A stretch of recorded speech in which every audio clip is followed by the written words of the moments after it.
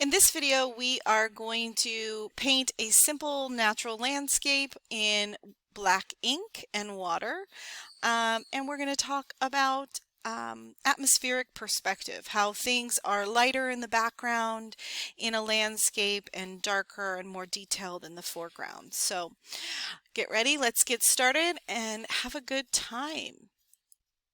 Here are the materials we're going to use. You're going to need a paintbrush. This is a watercolor paintbrush, a medium size.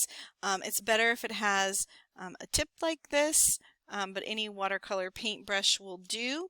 You're going to need some water. You're going to need some black ink. I have the Speedball Superback India ink, and I just put it in little containers. And you're going to need some paper towels to cover your area. The ink will stain anything, including your hands. Although over time it'll wash away, but your clothes you want to protect, your surface you want to protect, so I'm putting that down. And also, you need a little cap. You need a small little cap. So this is a cap to Gatorade bottle. You could use a milk cap.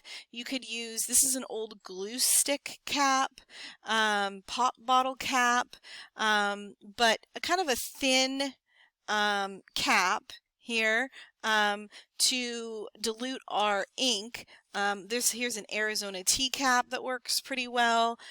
So just a small cap. All right, and so we are going to get started with the first part of this lesson. So step one is going to be to fill the cap about half full with water. And if you're not sure how much half full is, you want to err on the side of a little bit more water. Okay, and then you want to put 1 drop of ink in the water. And if you have ink like we have where it's a screw top, it's kind of hard to pour just 1 drop. So what I suggest you do is you take your paintbrush and put it down in there until it's dripping. And then you can just drip just 1. Oops, it didn't get in there. Just 1 drip. I have to put it in again.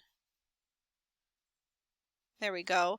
I'm going to now just put this back in here, put this in my water to clean the brush off because I don't want any more of that ink to get in here. Put my lid on so it doesn't spill, right? And cleaning my brush off, kind of wiping it off, and mixing that water in with the ink. And like I said, 1 drop to maybe almost a cap full of water, and depending on how big your cap is, you're going to get a different value, but what you should see is a value kind of like that, really light. Okay, and so the first step is you're going to create a mountain up towards the top, and I do not want you to do a mountain like that. Okay, I do want it to be a peak, but I want it to be more rounded and kind of, see how I'm kind of wiggling, and I'm not going straight down, I'm just kind of going off towards the side like that. It's kind of giving me a glare. So let me make it a little darker for you here. Okay. So a line kind of like that, and then I want you to fill from that line all the way down the page with the ink and the water. Okay, and if there's puddles like this, pull the puddles down so that it evenly soaks into the page, and then you don't have to wait for the puddle to dry. Now, if you're doing this at home and you don't have somewhere where you have to be with your mask on, you can, to dry it, you can blow on it. You can set it outside for about 5 or 10 minutes, but between each step, we need it to dry. So I'll probably just pause the video between each step. I like that little bit right there, but I'm just going to make it a little bit more dramatic here. So just fixing my edge a little bit here, but pulling out down all of the puddles. And then just leaving it like this to dry. And it should be, when it's dry, it shouldn't be shiny anymore. And it should be dry to the touch. So I am going to let this dry for about 5, maybe 10 minutes, and then come back and show you the next step. Okay, so it is effectively dry enough now here. It's not shiny anymore. I can touch it. It feels mostly dry. It's kind of curling a little bit. I'm going to start the next step. The next step is to add another drop. So I'm going to wash off my brush and dry it here. Carefully open. And 1, maybe 2 drops. We'll see kind of. We can get here. I'll do 2 just to see. I have quite a lot of water here. Okay. Wiping all the rest off. Being careful not to splatter. Putting the lid right on. Okay. All right. So mixing that drop or 2 in. And the next one we're going to do is more like a rolling hill. So I'm going to go down from the top here, and I might just kind of go something like this, and then kind of rolling downwards. You can see it's a little bit darker. And then fill in from that line all the way down. And any puddles that you see, pulling down so that they are not puddling anymore. Okay, and if it's too straight of a line, if it has too much of a perfect line, it's going to look a little awkward. It's going to look a little not real, because real life, the hills are not perfect. So you could go back in and kind of go up a little bit and down and up a little bit and down to just kind of give that more imperfect look that's more real. Okay, and so again, after this step, I go all the way down to the bottom and the edges, and then I'm going to let it dry again. So let it dry 5 to 10 minutes, maybe outside, maybe you have a fan, maybe you blow on it, maybe you have a hair dryer. And then I'll come back for the next step. All right, and step 3 will be to add 1 or 2 more drops to your ink water again, making it a little bit darker. If there wasn't a big difference here, go ahead and add 2 drops. 1, 2. Wiping it off here. Making sure to put the lid back on. Very important. Okay, and the next layer we're going to put on is going to be like kind of a ridge line of trees. So mix in that ink, and you can test it down here. If it's not significantly darker, add more ink before you go on. But mine is significantly darker. So I am going to go ahead and add some more, and this time I'm just going to take my brush, going down a little bit, and kind of wiggle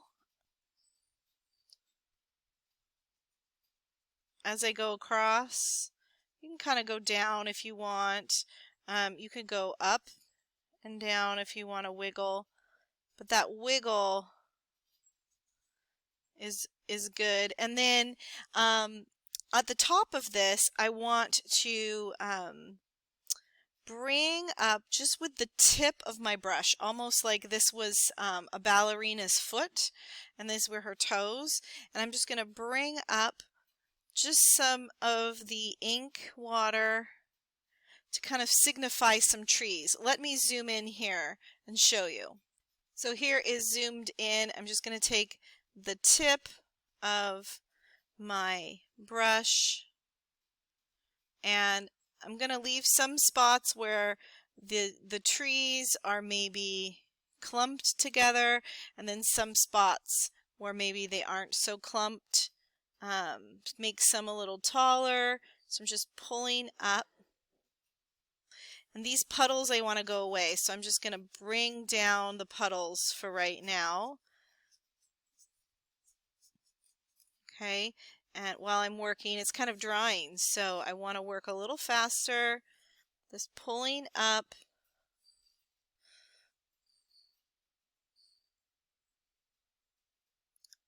Making some suggestion of some trees, making some a little taller than others. You don't want it to, like right there, they're pretty straight across here. We don't want that. So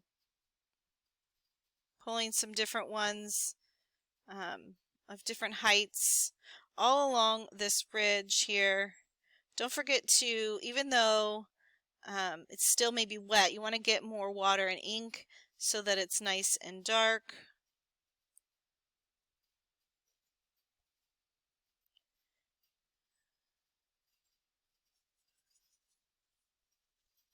It's a pretty good ridge line there.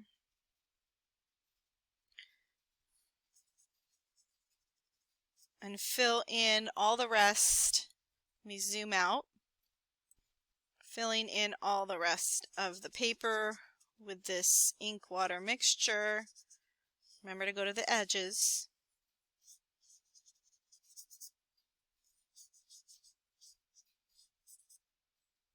Every layer we do is a layer closer to us, so that is why it is darker. It's like atmospheric perspective, in that things that are closer to us have more contrast and value, more detail, and become bigger, and the things that are farther away from us have less contrast, or are generally lighter, and are smaller. Even though we know a mountain is you know, maybe not gray, when the atmosphere comes in between us, it is going to look grayer or maybe even bluer if we're really far away from that mountain, which most of us, when we look at mountains, are pretty far away, unless you're a mountain climber, which you might be. Okay, so just fixing up little spots in this ridge line and then just let it dry. And I'll come back once it's dry and show you the next step. And the next step is we're going to jump from the background and the middle ground to the foreground. And in the foreground, things are darker, more contrast. So we're going to add some more ink to our ink and water mixture. We want this significantly darker. So I'm actually going to pour this time, maybe 5 drops or so.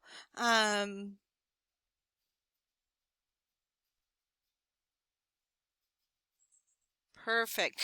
And I got a little bit on the edge there, so I'm just going to take a paper towel and clean off the edge here so that it's clean when I put the lid back on. Okay, and the next step is in the foreground, I'm going to make a tree. And this is going to be like almost like a deciduous tree in winter. It's not going to have leaves on it. And so I'm going to take my brush in the ink and water mixture. And again, I'm going to use just the tip of my brush. And so the tip toes of my brush. And as I use it, I'm going to be twisting it in my hand like this. Twisting it like this. And I'm going to start down here and I want to twist upwards. And every time I do that, I'm going to make sure I get more ink on my brush because I want it to be pretty dark. So, and they can cross, right? In trees, they're going to cross. I don't want it to go all the way up here. So I'm going to make some branches coming up from maybe the main tree here. And then once I have my branches coming up, I can make branches off of them like little Ys. And then from the Y, I make another little Y, and they can cross over. And if your ink isn't dark enough, add some more ink to your ink and water mixture.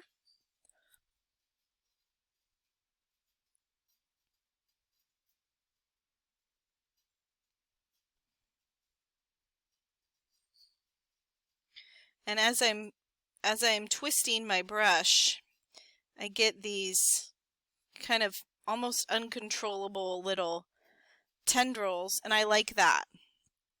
I like that I'm getting something that's a natural look and not too even. Okay, our eye almost like naturally wants to make something even, but it doesn't need to be even. Nature is not perfect, and so I find when I'm painting nature, drawing nature, it's great because I don't have to be perfect. Okay, nor do I want to be. And you could add a lot. I'm just gonna kind of at some point just stop for this tutorial.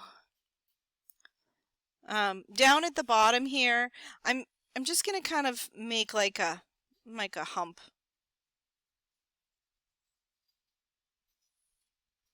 Okay, and then the next step is to go directly into your ink, not diluted at all. Hold it in your hand to make sure you don't drop it. And let me show you here. Let me go directly into my ink. Let me show you on a scratch piece of paper. Let me get one.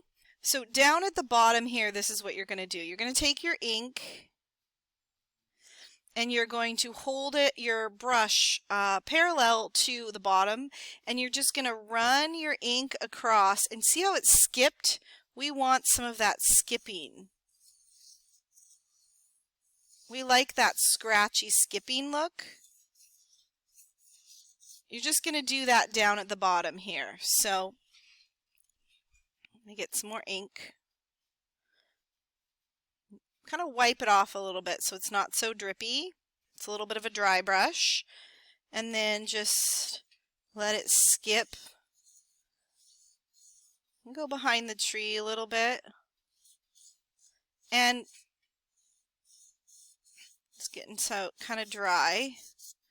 Less is more with this technique, I think.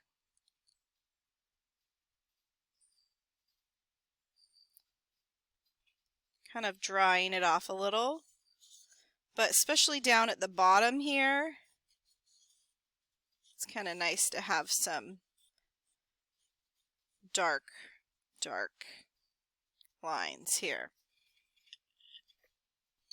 All right, and that is your composition. Pretty cool, huh?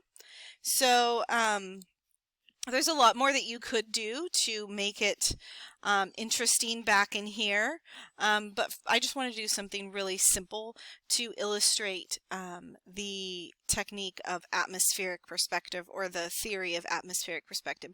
As I'm looking at this right now, I'm thinking I might want to add a little bit darker of lines into my tree in the front part here, so I'm just going to go directly into the ink and just add some of those dark tendrils right up front here.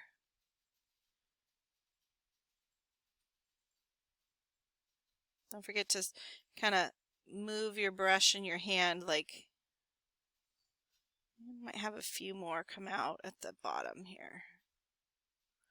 Make that really dark down here.